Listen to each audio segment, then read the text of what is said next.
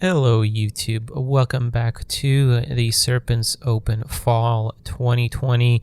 This is of course Nite Misfortune bringing you yet another cast from the Supreme Commander 2 game. This is our final quarterfinal match that I'm casting. It is the last post-tournament VOD that I'm doing. Everything else was live recorded. And this might be the last video I record outside the Invitational for Supreme Commander 2. And who knows, maybe this is the last tournament or the last Supreme Commander 2 replay that I make. So, you know, all those things can happen. But yeah, let's not think about that too much. Of course, we got the Invitational next weekend coming up. And plenty more Supreme Commander to be put out on this channel, but it does have to be stated. So let's try to make it a good one, even though I'm still recovering from being sick. But yeah, let's go ahead and check this game out. This is between Vanady and Amoyoba, both players who are very, very solid in their games. I'm surprised by both in some ways, but more so by Amoyoba, of course. A player who I've known but never got a chance to play against and never seen play. But it was very interesting to see how he managed to surpass so easily past Sloth, I think, or Shade. No, Shade. Then Rainbows. Rainbows was super surprising to me. So let's see if he continues on his way here to go past Vanady and make it to the semifinal. That would be absolutely bonkers.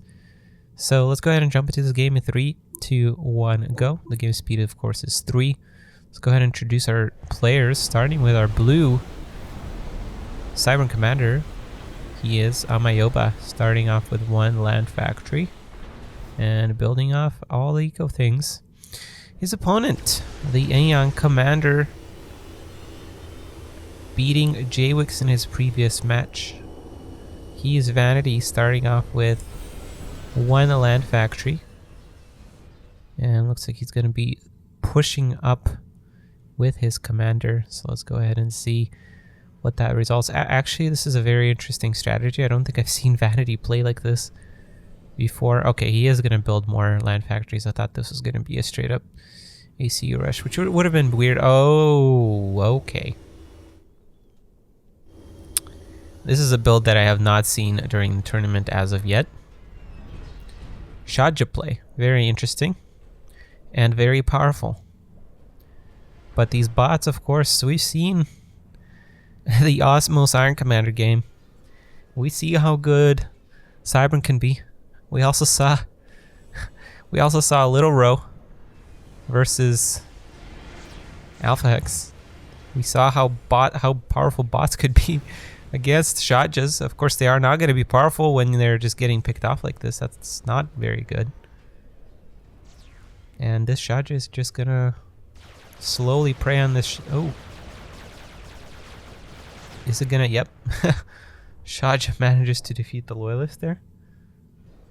I think if the Loyalist macroed, that would have been way better for our Cybern there. And that was quite an important flank, because the way you beat Shadjas is by outflanking them. It is not by grouping like this. Excuse me, as I mentioned, I'm still recovering a little bit. And yeah, this hiding underneath the shield is not really going to help him. Somehow there's just 10 bots, barely. 9 bots. 8, 7 bots. 9, 10 bots. Oh man. Man, if Vanady got... Oh, 5 bots. If Vanady got MMLs right now, that would be absolutely killer. And also, these Shadjas are now outnumbering the Loyalists 2 to 1. Oh, man. This is quite a... Yeah. This is quite a different game than we've seen from Amoyoba. Amoyoba was really powerful on those choky maps. Not quite so on these open maps. Especially when he's forced to play on the back foot. And getting pushed, because as we remember, his powerful build came with the megaliths, so Vanady is not allowing him to do that.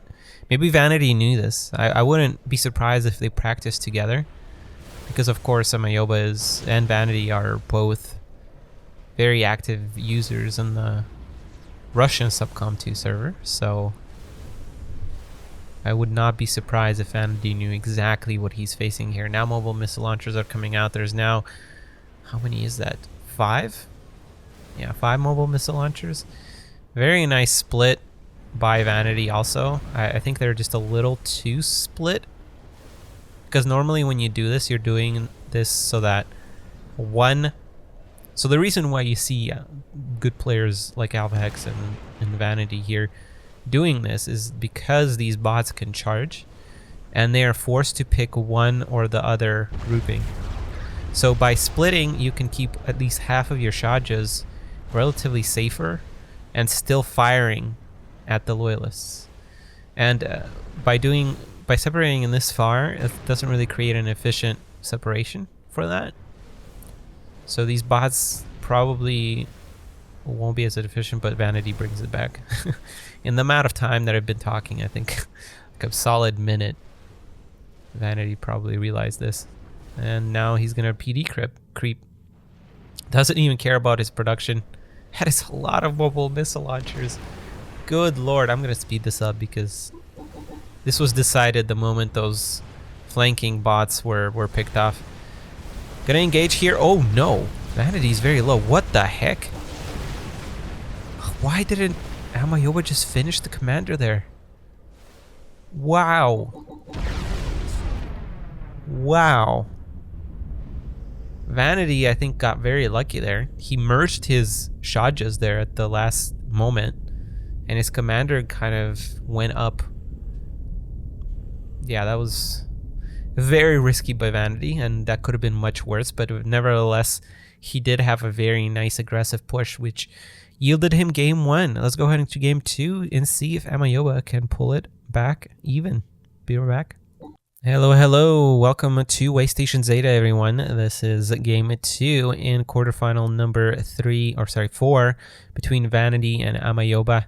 Let's go ahead and introduce our player, opening up with an air factory. It is our teal Aeon commander with the name of AA Vanady. So far only one air factory, and sending both of his engineers to the back expansion. Same as his opponent, who is Amoyoba, spawning as our green Cybran commander, opening up with one land factory. And so far this looks... I think he gets a research station though before he leaves. So I think he fudged his opening here. I normally suggest getting 2 structures before leaving your starting position.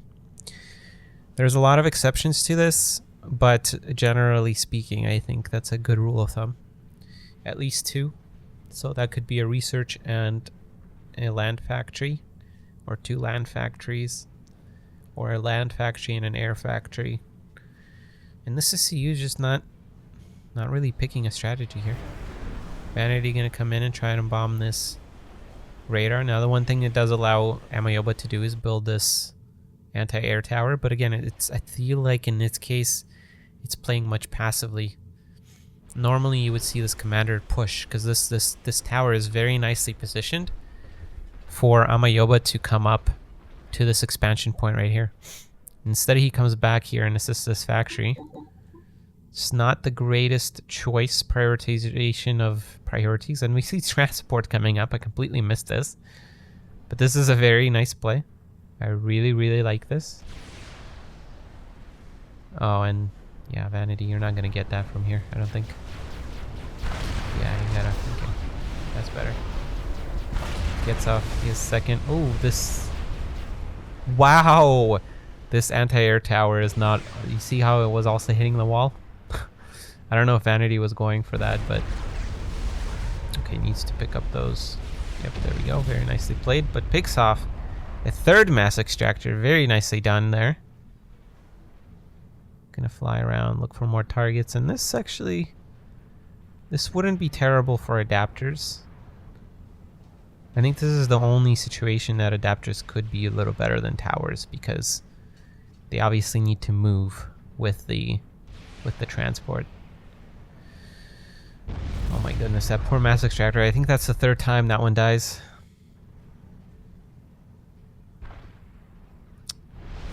And now Amoyoba gets that research station. Unfortunately, I think it's a little too late. He's attacking here, or trying to attack at least. But unfortunately, there's a lot of tanks here now.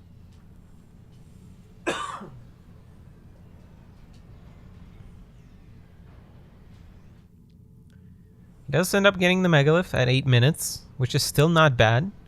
But the problem is, actually no, there isn't really necessarily a problem. But I would love to see Brackman here. He has not been using a lot of Brackman in his games, but of course we saw how good loyalists are against rainbows in that round of 16 match. That was absolutely bonkers. But I think Vanady is much better positioned here. And I don't think he would let his opponent go around like Rainbows did, unfortunately. Plus, Vanady here is getting so much done here with these 4 mobile missile launchers. He's killed off 1, 2, 3, 4, 5, 6, 7, 8, 9 mass extractors so far. At least 8. Not sure how many he killed twice. Megalith is coming out, however. But there's already teleport on the field. It's not a very good drop there, Vanady, unfortunately. But he still manages to keep all 4 alive. Wow. Wow. Picks up the radar. That Megalith is not going to be very efficient without radar range. Or radar coverage. Oh no, there's a radar back here. Okay, so now there's 2 megaliths. I would wait for that second megalith to come out, though. I'm not sure why Vanady is playing with transports. He has teleport. It's not terrible, but it's very micro-intensive. Without really necessarily needing... Whoa! Is that an air teleport? It's an air transport teleport. Wow. That's very interesting to see. I've not seen that. What is going on here? What is going on with these transports? Oh boy. Unidetto? Nope. Not the best of transports there. But you can see what Vanady is trying to do. You can see those StarCraft moves. Oh man. Oh wow. Wow. Really needs unit detonate from Amoyoba, I think. Unit detonate! Unit detonate! Oh no! Amoyoba usually gets unit detonate. Very surprising to see him not here. Where did that second megalith go? Did he just never send it? Sending it now. What? Land gantry shields? Why? That's a lot of research station. This is a weird game. This is a weird game. For a quarterfinal, this is an extremely weird game. But Vanady is playing very micro-y, which is so exciting to see in Subcom. I love this. I love this, love this, love this. So far not getting too much done though, but the teleport air with drop play, oh my god. That is sexy. Vanady has so much sex appeal. Sorry, he really does.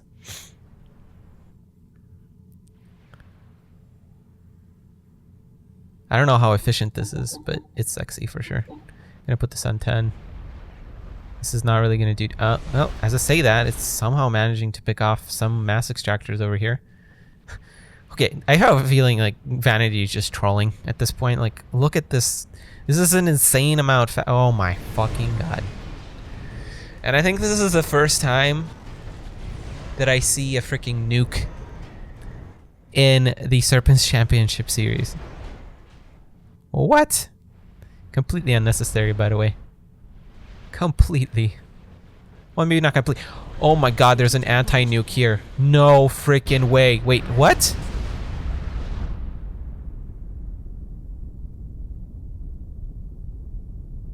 What just happened? What the frick just happened? There was a nuke, but I thought there was an anti-nuke, or was he building a nuke too? Oh my goodness. And look at this ring of transports. This is such a troll game. For a quarterfinal match? Oh my god. I'm speechless. I wish we cast this one live. What? Oh my god. Alright, hats off to you, Vanady, if you're watching this. Goodness gracious. This is probably the most exciting game that I've cast in a really long time. Holy crap. Double nuke. Ring of blockading transports. Fucking Federation over here. Damn. Very nicely played, Vanady. He takes 2-0 win over Amoyoba, advancing to the semifinals to face Fox Drummelin. So we'll see how he does. That is probably going to be his most difficult challenge as of yet. So keep watching. Stay subscribed to this channel for more Subcom 2 videos.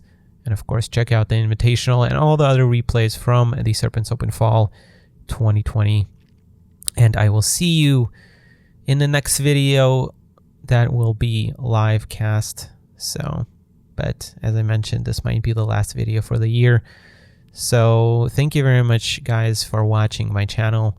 If you've been a long-time subscriber, thank you so much. And I really hope to bring you some more videos. But for now, I will say goodbye. And I hope you have a great rest of your year. Take care, everybody.